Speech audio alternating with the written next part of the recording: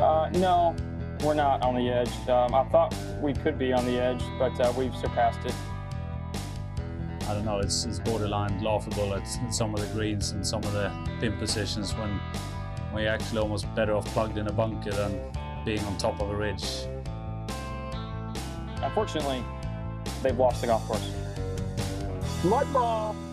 Hello and welcome to the second episode of the Turf Sub podcast in association with ICL. We're really happy with how last week's went and we're back this week with some more great content. So Jack, how did the first episode go down with you? Yeah, I thought it was really good. I got noticed in the street. Yeah, honestly, I see my mum in Asda. She really enjoyed it. She was giving us like criticism and that. She says, yeah, it was really good. You started off a little bit lost, but you got there in the end. Anyway, probably more importantly, Adam, how did the first podcast go from your point of view? Yeah, it was all right. It was a bit of a learning experience for us all, I think, in terms of actually making the podcast, but for me, in terms of getting it out there. I just want to stop and say, obviously, Jack's a nightmare to like cut together, and obviously I'm all perfect, but you know. Yeah. I cannot really complain at that, to be fair.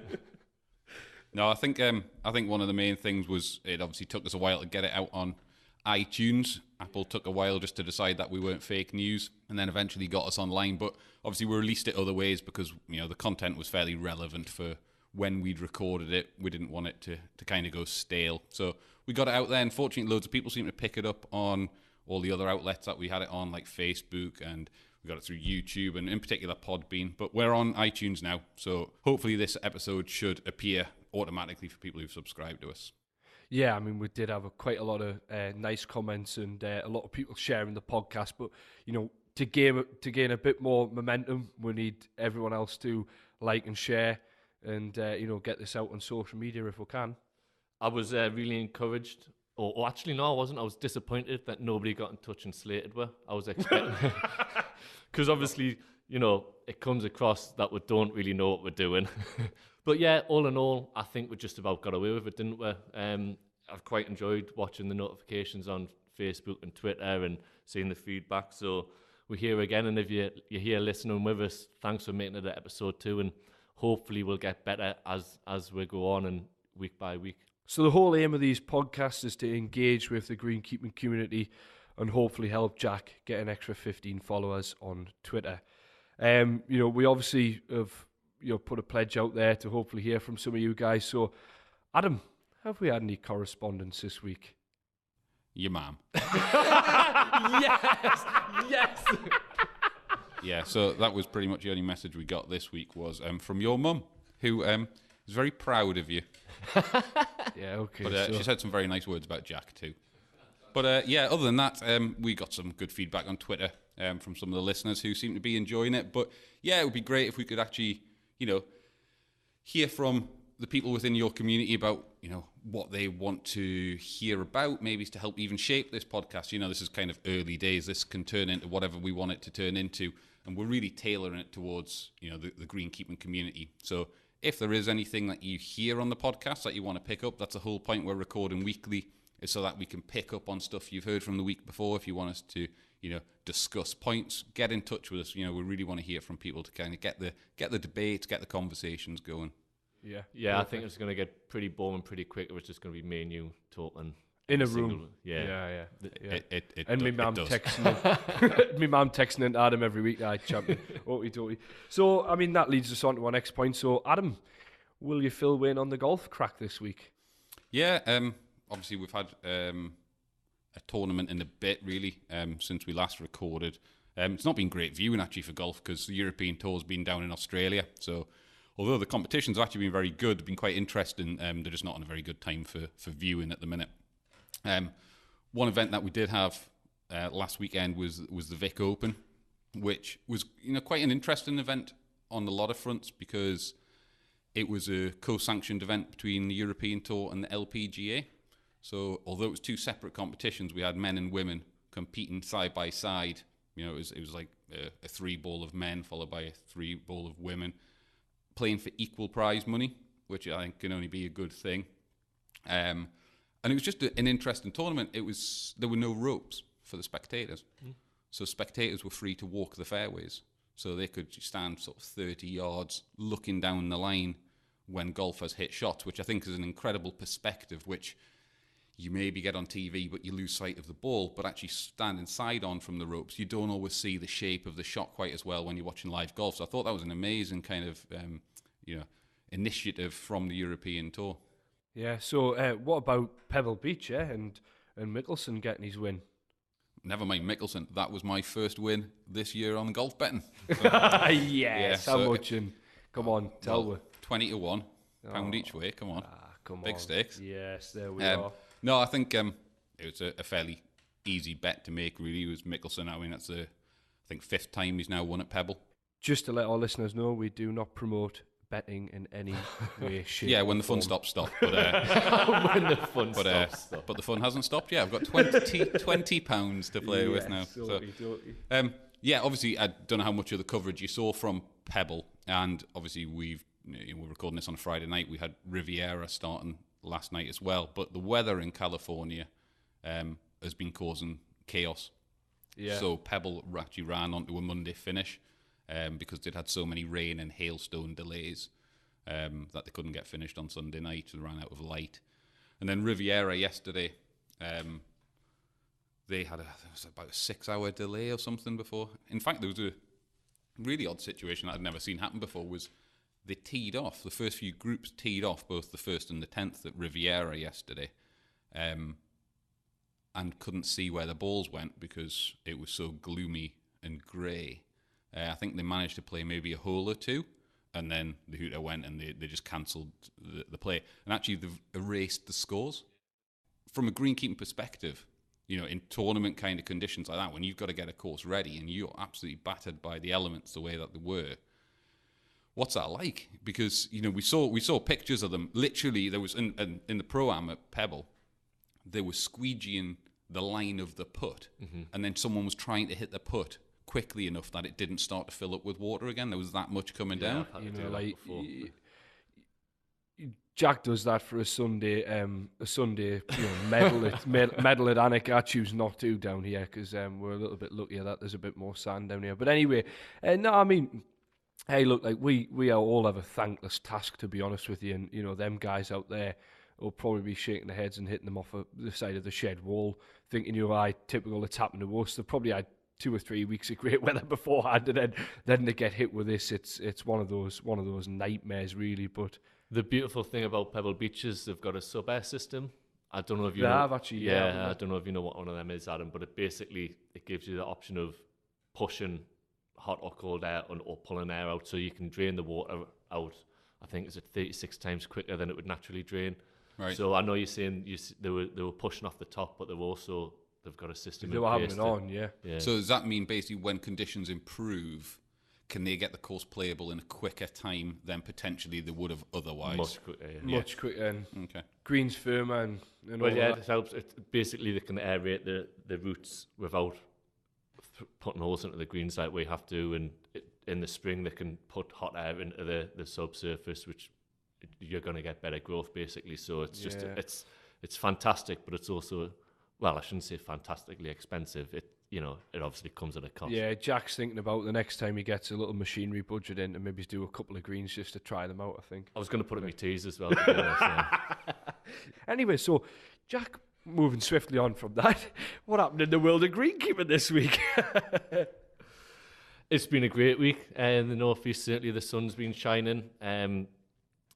Certainly my course is really starting to take shape. We've been getting out there, getting everything cut, and it's felt like spring. I'm starting to fall in love with the course again. It's, winter can be a bit depressing at times and a bit dreary, but this week's been great. We've been quite lucky with the weather, though. We haven't had too much rain and stuff. It's been nice to get dry cuts on things at this time of year. Yeah, I think quite a lot of courses would have been getting a cut out on the greens, spraying them and rolling them and getting a bit of pace back into the golf. So it's been great. I'll tell you what I have been noticing is quite a lot of pecking from the crows with the leather jackets in my greens as well. It's driving us mad, and I've seen it on Twitter as well. A couple of other people have been suffering.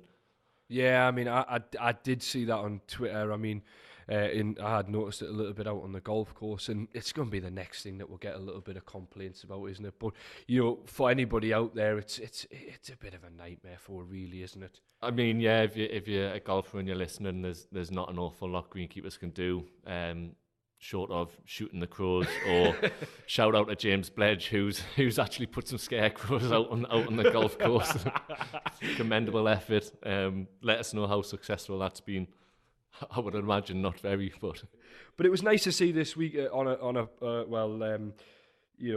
a positive note, Bigger announcing the support team for Royal Portrush. Graham beating his lads will be pleased that I mean it's always, when you apply for that, it's always exciting to get the letter through the door. I remember actually the first year I applied, I was lucky enough to be selected. Got the letter through, I was buzzing. So I applied the next year. I got the letter through the door, and I was like, yes, I've been accepted. Just thinking that I would be successful again. I opened the letter, and it was a no thank you. Like, I was absolutely gutted. So it's I've got no doubt all the people will really enjoy Royal themselves. Liverpool that year posed some problems for us guys as well, didn't it? 2014, it was a bit of a nightmare. I mean, there's some negatives out there at the moment. There's not a lot of turf kicking about, is there? All turf companies seem to be struggling to still produce or still cut the turf from last year. It's the winter. The summer from last year has just been so severe. Obviously, everyone struggled out on the course. Well, you've got to think about the people growing the turf. They've obviously struggled as well. It's a funny one, isn't it? You're kind of thinking about your own bubble and which is just golf course management, but actually, the turf management industry's it's been a hell of a 12 months for them, hasn't it? But I mean, at least the snow's behind us as well, because we had that bit of a period where it was like, oh, right, here we go again, beast from the east, carry on. We didn't get quite as much, but it's nice that that's behind. We're now down the drains and out into the sea, I think. It's quite funny that last week I was saying I quite enjoyed having the snow, and then 2 days later you just cannot wait for it to get away and you can start managing your golf courses again. Yeah, by the way, I agreed with you last week. I hate every minute of the snow. I absolutely hate it. It's all right if it's a weekend. Mm-hmm. And you're in the house and you can make a snowman and all that type of lovely things that you can do. But when you're at work, it's just a nightmare. Standing around fires gets a bit boring, doesn't it? So let's crack on with the main feature of this week's podcast. Adam, have you got something to say? Yeah, I have one small confession.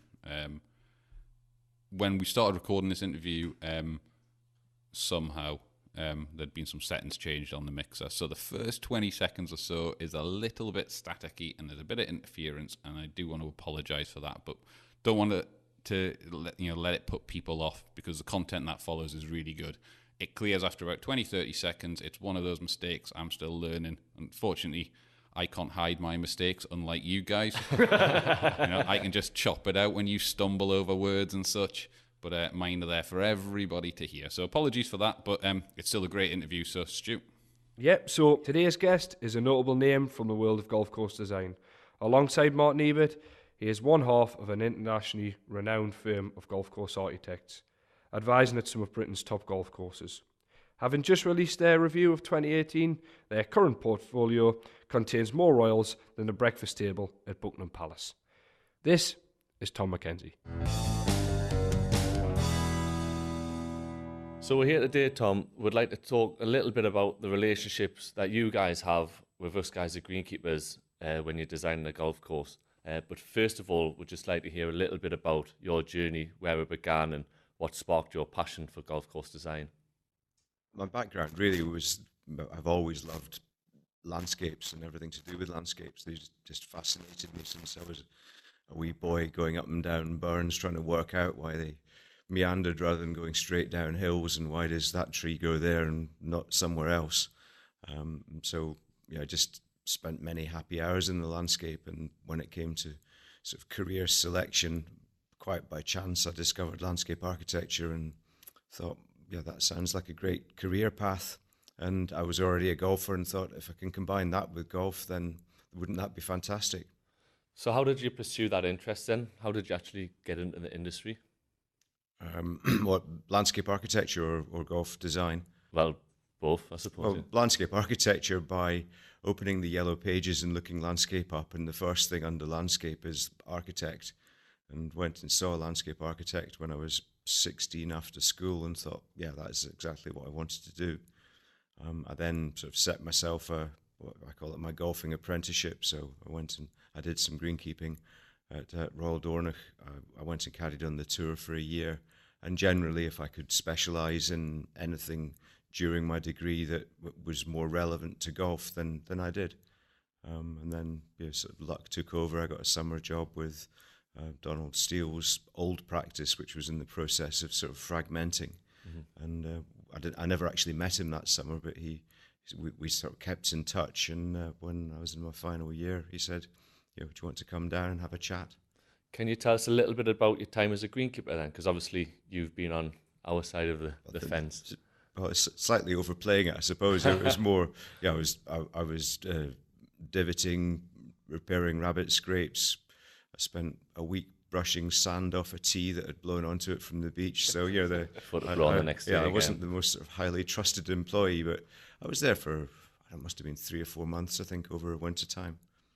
So and what I enjoyed was the head guy then was called Bill Patterson, and he then subsequently left and went down to Beaconsfield, and he was one of these guys that if you showed an interest, then he would more than repay that. And I was just like a sponge, so I'd sort of ask him, what's the difference between hollow coring and solid tining, and he would then explain it to me, and that was the sort of beginnings of understanding what was involved in greenkeeping, which most golfers I think are blissfully ignorant of. Did you ever consider it as a career choice then? Not really, because I'd discovered landscape architecture, and sort of hoped that golf design would be the path that I could choose. But I've got lots and lots of friends who are greenkeepers, and close friends, personal friends, because I think we just have sort of common interests and sort of the same sort of passions, really. And is there a greenkeeper that isn't passionate about landscapes, really? I mean, yeah. So obviously you went into sort of greenkeeping for a brief spell, and then you went into caddying. Can you tell a little bit about that and how that all came about? Well, I took a year out before I started at university, and I knew that I wasn't good enough to play golf and make money out of it. So I thought, well, if I want to have a sort of a broad education in golf, then I need to go and see as many different aspects of it as possible. And thought, well, the tour has got to be something that part of that jigsaw puzzle. So I wrote to Peter Alice, who wrote back to me. I've still got his letter back, and he told me that go to the qualifying school and find a bag and take it from there. So I thought, right, I'll go to the qualifying school. A friend of mine at Dornoch knew a guy who'd played in the Walker Cup who was turning pro, called Frank Coots. And he said, why don't you just give Frank a call? So I gave him a call and said, could I caddy for you in the Q school? And it was when it was split over 2 weeks. So I didn't have a bag for the second week. I said, do you know anybody who's playing in the second week? And he said, oh yeah, Andy Oldcorn played in the Walker Cup with me. Why don't you phone him? So I phoned him and caddied for him in the second week. And he came joint top. So I had sort of a debut victory in my first caddying. That's a pretty good effort, isn't it? And that sort of launched it then, and I caddied for him for most of the year, and then a few other people, and caddied in the Open at St Andrews. And I mean, I bet that was pretty spectacular, was it? Oh, it was great. Yeah. The problem is it sort of makes going to the Open a bit flat. Yeah. Once you've been, you're really involved, and you're walking down the last and stuff. It's a very special experience, especially at St Andrews, of course. Yeah. So, what did you learn about the way that golfers approach the golf courses, and how did that impact in, how was that impacted in your career so far? Well, I think you learn a lot about course management. That you can't be a good tour pro without being a good course manager, in terms of knowing when to go for shots and when not to, and that side of things. And you also are exposed to seeing the other players with different sort of technical abilities approaching holes in a different way. So you're just sort of, I was just surrounded by Excellent. information to absorb. Really. Yeah. And that's been highly influential because, as with most golfers, I think a better game than I play.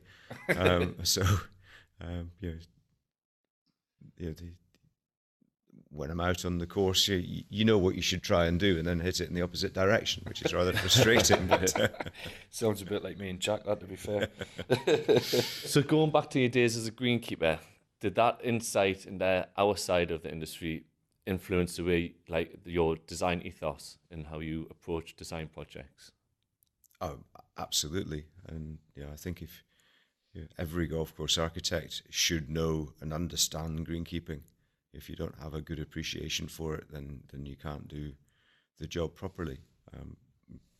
One way I think to try and explain it is what we do isn't really that different from greenkeepers. We're just doing it at a different stage in the project. It's about managing water. It's about putting water on, how you get it on, how you get it off.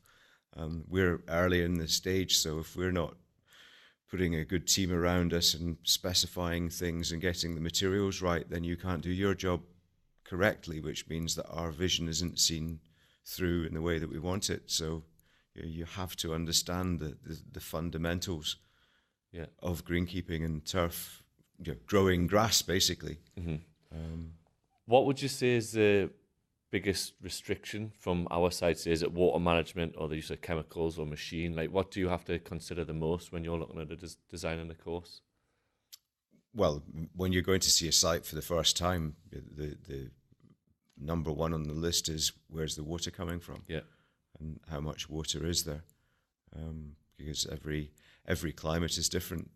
Even within the UK, every climate's different. Mm-hmm. The soils are different, and some sites, the absolutely crucial decision is, where's the water coming from? And other sites, how do you get the bloody stuff off? Yeah. Yeah. So that's really absolutely key. When you get down to the detail of things, then you are looking at how are things maintained, having an understanding of what's machine mowable and the implications of bits that need to be hand mown. Unavoidably there will be, unless you're designing courses that look like football pitches. Yeah. So it's making sure that the bits that are more awkward to maintain are as small as possible, but that you're getting as much out of them as you possibly can. They're not needless, very steep tee banks that just look horrible and have to be hand cut. Be maybe a nose on a bunker, which really is the sort of the key visual part of the whole, and the nose has to be hand cut. That's, to me, that's a sensible use of resources, and then to shape the bunker so that as much of it as possible can be machine mown. Yeah. Mm-hmm. So I suppose that's where working with the greenkeepers, course managers on site is really important. Yeah. So I suppose when you do go and initially visit a site, you have to, factor everything in, golf course budgets and resources and everything when you go out and design the golf course. It's not as simple as just going, well, I've got a plan, I'm gonna do this. Oh, absolutely. Yeah. I mean, you've got to be aware of the scale of project, and we're advising a small club up in the north of Scotland called Hopeman, which I think is similar sort of scale to Dunstanburgh in terms of it's got three greenkeepers. Yeah. So you have to tailor your recommendations to make sure that what you're recommending is maintainable with that amount of resource, and if possible, make it easier to maintain with that amount of resource to help them use the time that they've got more productively, rather than mowing stupid tee banks which are too steep. I mean, you can sometimes hide that in a links golf course, because a lot of rough edges look great on a links course. Is that something that you would do if you were out on a links? Could you sort of have rough edged bunkers so it was easier to maintain for the greenkeepers? Well, certainly. I think we've been championing the cause of sort of less manicured, less deep, steep and small. That's what Martin and I talked about in the golf course architecture piece that we did about this. It's almost like an arms race with on links courses, where bunkers have been getting steeper, deeper and smaller, and to the point where a lot of the bunkers have just become thoroughly unenjoyable. And after all, golfers are out there to enjoy themselves. Okay, we might enjoy a bit of punishment, but the punishment wears a bit thin when it's hole after hole after hole. How hard is it managing the relationship between yourself and greenkeepers that you're advising on the golf course? Because obviously the greenkeepers are very passionate about the site, and you're coming in and want to change it. You're having to have them on board, aren't you? And the changes that you mentioned before, taking into account the budgets, and does that relationship get strained?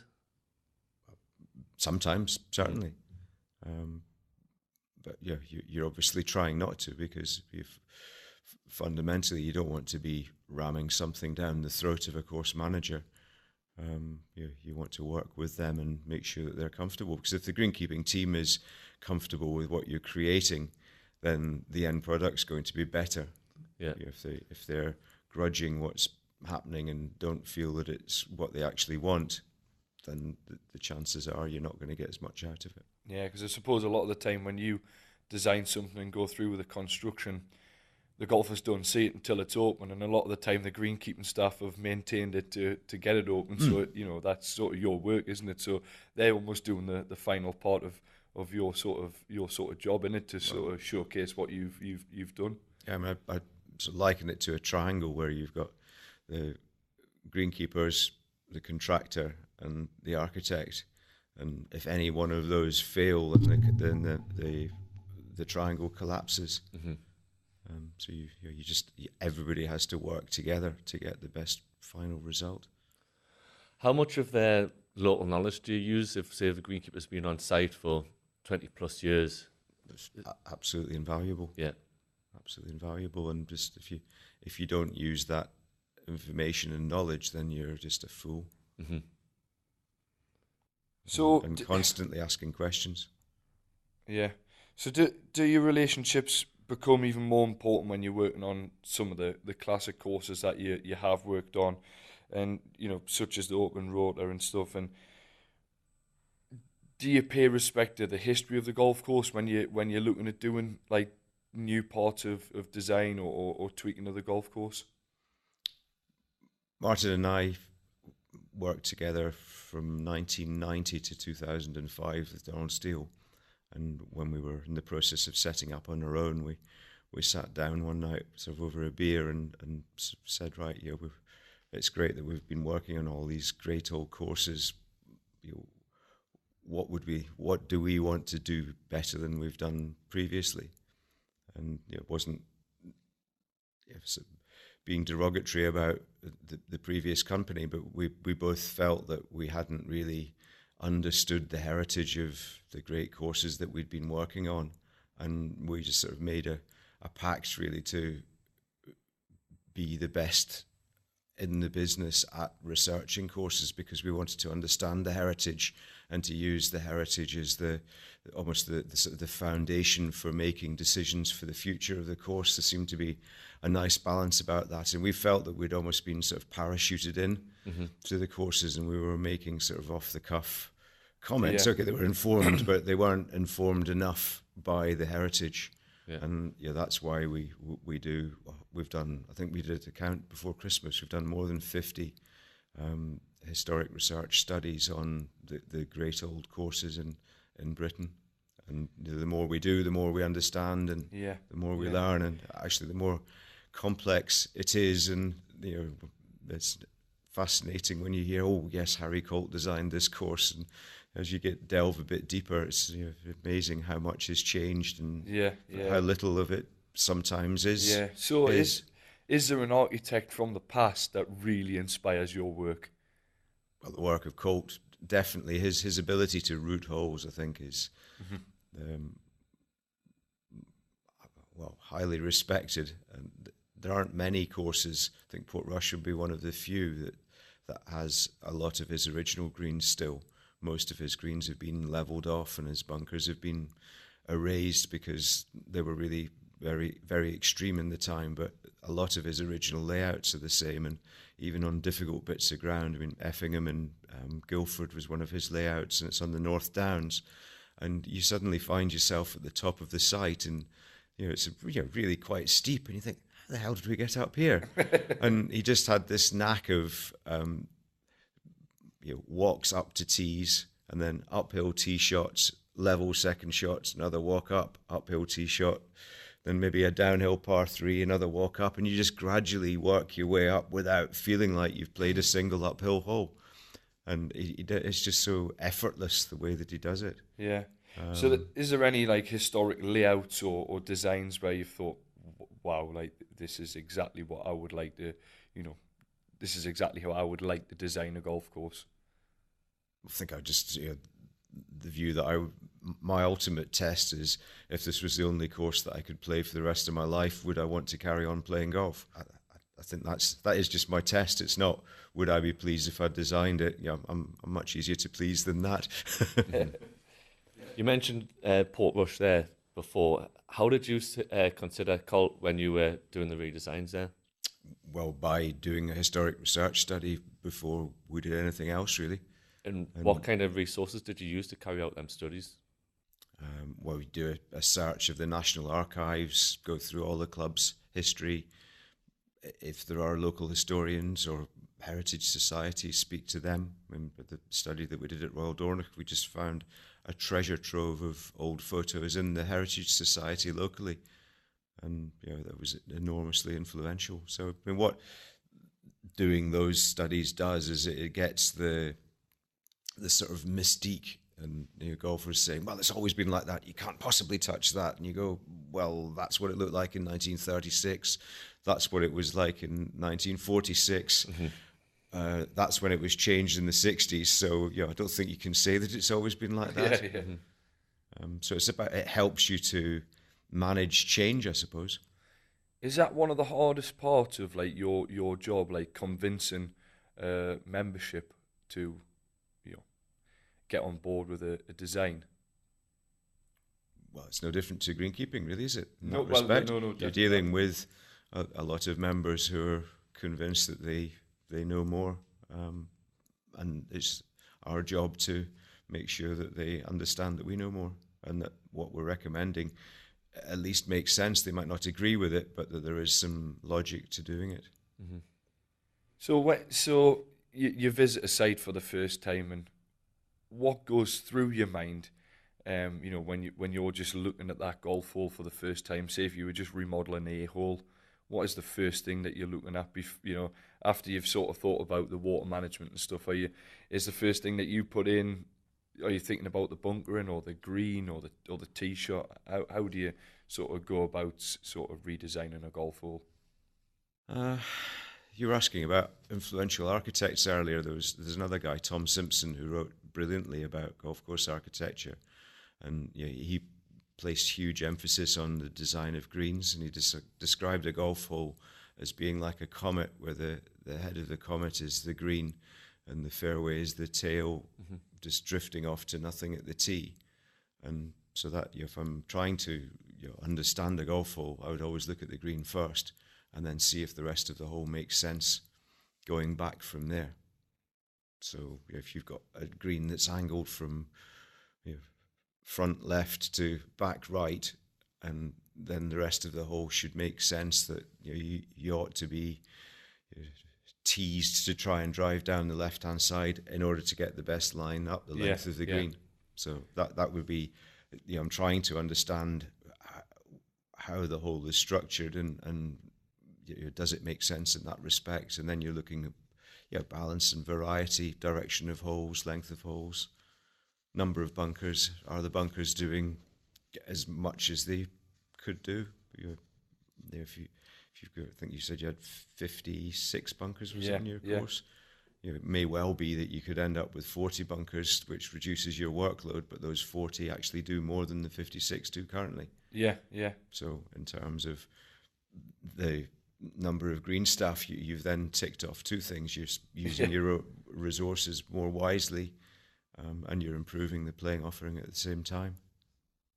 When you're working on courses on the open water, you've got obviously a huge difference in the level of golf getting played. You've got the pros as well as the everyday members. One of the biggest debates in professional golf at the minute is the distance the balls go. And some people are wanting to roll the technology back. splitting the technology between pro golfers and amateur golfers. We've recently had Rory McIlroy jokingly mention a course that's going to be 9,000 yards long. Is this really the way things could be going? Lengthening golf courses, or? Well, you look at the old course, and I don't think there's very much more that can be squeezed out of the old course. There might be the odd corner where you can add a few yards, but I think it's sort of drinking in the last chance saloon, really, in terms of length. So, if we want to keep the great old courses that we're used to on the open rota, then something has to stop, really. Yeah.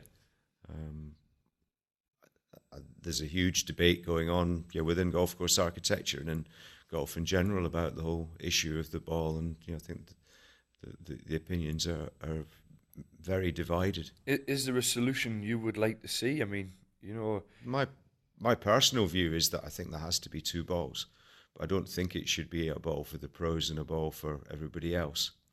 The reason I say that is that there's a lot of courses that are hemmed in by development now. The urban courses, which are short, they're finding life more difficult because balls are sort of going further out of their boundary because the ball is flying further than it was 30 years ago, and that's beyond dispute.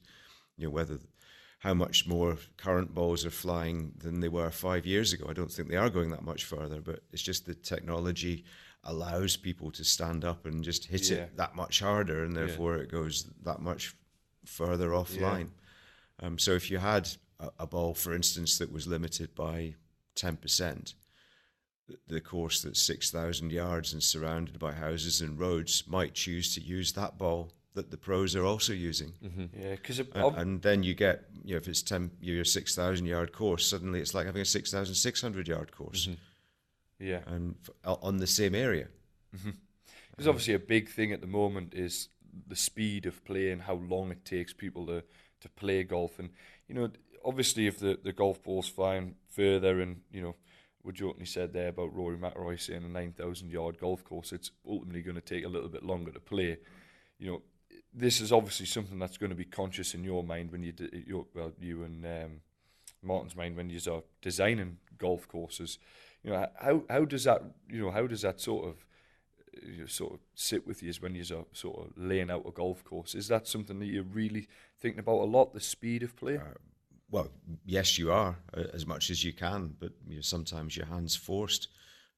Very often when you're adding back tees, all that you can do is increase the walk back from the previous green, and that's 30 seconds to get to the tee that you're adding further back, and another 30 seconds to get back to where the tee used to be, and it's unavoidably going to take longer to play. But I don't really. It might not make you feel good, but there's very often not an alternative. Yeah, and that's where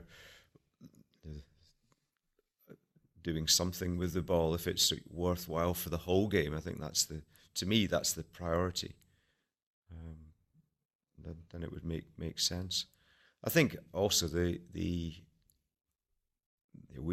we've definitely been guilty of it being sort of obsessing about how far players are hitting the ball, when I think the opposite side end of the scale is much more important in terms of how far are the shortest players not hitting the ball. Yeah. And the average age of golfers is increasing, undeniably. The average age, life expectancy is increasing faster than the average age of golfer. And we all know that every golfer is going to want to try and play until the day they die, if at all possible. Yeah. But many courses just are not set up to cater for players as they get shorter. And it doesn't mean you're not competitive any longer. It just means you're getting shorter. Yeah.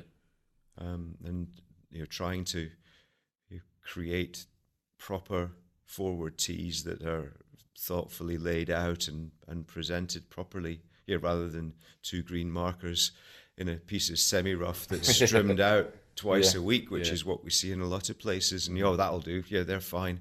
The guy's been a member lady been a member there for 60 years, and the rest of the club thinks it's all right to give them a couple of tee markers in the rough. I think clubs have got to sort of shake themselves down and have a good hard look at how the shortest players enjoy their golf. And yes, we've got to think about the longest players, but there's a damn sight more short players than the very long elite players.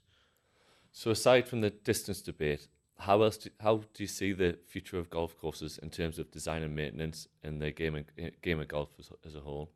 Well, I think everybody's going to have to work together. So the agronomists, the grass breeders, and so on, to try and get courses that are needing less pesticide input and less water. And there's just absolutely no way around that. And being aware of how to the implications of what you're designing on that side of things is absolutely vital. Shade, wind circulation aspects, and all those things. Mm-hmm. So obviously your ethos, Tom, is about not moving much earth and about playing with really the land, how it lies. Is this cost related, or is it generally just the way that you feel about like certain sites you go to? I think it's respect for the landscape, really, and the type of golf that I love, and I think an awful lot of people around the world love are being in natural, beautiful places. And the more you turn upside down and move around and reshape, the harder it is to put it back together again in a way that it looks natural and convincing. And we do move earth. That's unavoidable. And there are some sites where you have to move uncomfortably large amounts, but what you're trying to do at the end of it is to put it back together again in a way that it looks like it could have always been like that. Yeah. So how do you feel when you see courses like Shadow Creek, where Woods and Mickelson have just played the match recently? Can you appreciate what Tom Fazio did in constructing out in the middle of the desert, or is the whole concept just alien to you? I'm not speaking specifically about Shadow Creek. I have actually been there, and I thought it was just the most extraordinary creation and use of imagination and vast budgets. Yeah. I have a bit of a problem with desert golf, if I'm honest. There's not a blade of grass for Anywhere, 500 miles. Take a hint there. And desalinating water to grow grass in the desert just doesn't sit very comfortably with me, which is why I've never played desert golf. I mean, I'm not saying I never will, but I don't have any great urge to go and play desert golf because it's not really. I'm not going to feel sort of comfortable there, and I play golf just because I enjoy it still. So the average golfer, do you think they have a greater interest in golf course architecture, and do you think the average golfer wants to go and play on the best golf courses? I think the average golfer is actually quite discerning in that they've got the sort of aspirational courses that they want to go and play, but they're also quite good at working out the sort of value for money formula. You go, well, hang on a second, is that £200 a round? I could play that course down the road 4 times for that amount. Is that 4 times better than that one? No, I think I'll go and play down the road. So I think there's a lot of golfers that choose to go and do tours of courses which are a little bit off the beaten track because of the value for money that they offer. And finally, Tom, what about your own work? What does 2019 have in store for Mackenzie and Ebert? Well, I've been working up at Nairn, just east of Inverness this sort of autumn, and we're finishing off a program there this sort of late winter, early spring, and then doing the second phase later on in the summertime. So that's a sort of exciting job for me. I think Martin's doing an extraordinarily exciting project out in Japan as well, reconstructing Hirono, which is designed by Harry Colt's partner Charles Allison. And that they're not short of a yen or two, and have chosen to just close the course down and to restore it as much as possible, but also sort of updating it to try and reflect the modern game as much as possible. But we're using the old construction plans and photographs from the day the course opened, and trying to get as much of that original flavour as possible in the revamped course. So that's a massively exciting project to be involved with for the company. Perfect. Tom, thank you very much for all the great insights into golf course architect. Me and Jack still really enjoyed that. Like, haven't we? Very good. Thanks for joining me on the Turfs Up podcast. Oh, well, thank you. Nice to be invited. Cheers. Good luck with it all. Thank you. Thank you. That was a Tom Mackenzie podcast. I really enjoyed that, actually. Going into it, I was a little bit nervous because it was a little bit outside of our comfort zones, but when I've listened back to it, I thought the content was really good. I don't know how you found it, Stu. Yeah, I mean, some very valid points about juggling relationships and different things with committee members to golf course members. It's it can't be easy what he does. I know we don't have the easiest job in the world, but his sort of how he goes in with a plan and tells a committee that they've got to dig the golf course up and change it. It's not an easy one to sort of get passed by a group of people, but yeah, it's it was fun doing it. I mean, like you say, a little bit out of our comfort zone, but great to chat with somebody like him. So on to the worst part of this podcast, and it's over to Adam for the challenge. Yeah, so just to recap, last week's challenge was you guys playing 16th hole at Carnoustie. On an Xbox? On an Xbox lent by my son. Cheers. And obviously Jack couldn't make par, but did prove to be the winner after Stu missed a 7-footer for his bogey. Yeah, but Jack did thin an 8-iron. An 8-iron. Into the pin. Yeah, that was a bit of luck. Well, I'm not sure so, if luck's the right word. This week's challenge, I have got, give me 2 seconds, some things for you here, some props. I have got you some paper, and in here I've stolen some more things from my son. We have some felt tip pens. To keep with the design link, I would like you both to design a golf hole. So criteria for this, what I would like you to design is a bit of a staple of Weisskopf design, which is the risk-reward drivable par 4. Oh, yes. So, short par 4, which to the long hitters can be reachable, but there's got to be risk to taking on that challenge. But it needs strategy off the tee also for those who may choose to lay up. Mm-hmm. Now, you can design whatever kind of course you want, be it Parkland, Heathland, Links course, whatever you're comfortable with, and you're going to draw it. So, we're also going to be testing your artistic skills on this one. The way we'll choose the winner will be, I shall take photos of both of them, we'll put them out on Twitter, and we shall see from the general audience who they think is the best hole. Do we have to state yardages? Yep. Yeah. So are you going to put the yardages out there for? So no, you're going to write them on there, on your plans. I want to see yardages. I want to see where hazards are at yardages as well. Okay. Yeah, you got to make these detailed so people understand your plans. And yeah, we'll maybe see if people on Twitter can choose who they think is the best hole. Obviously, we got no correspondence apart from your mum. So I suspect this might level it up 1-1.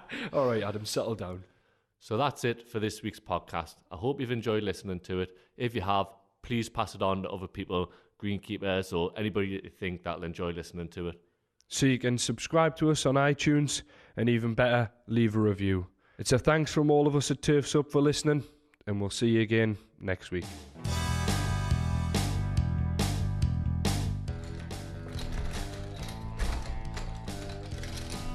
Are you literally just using one green pen? My God, it makes no sense. Pens down to the end of the challenge.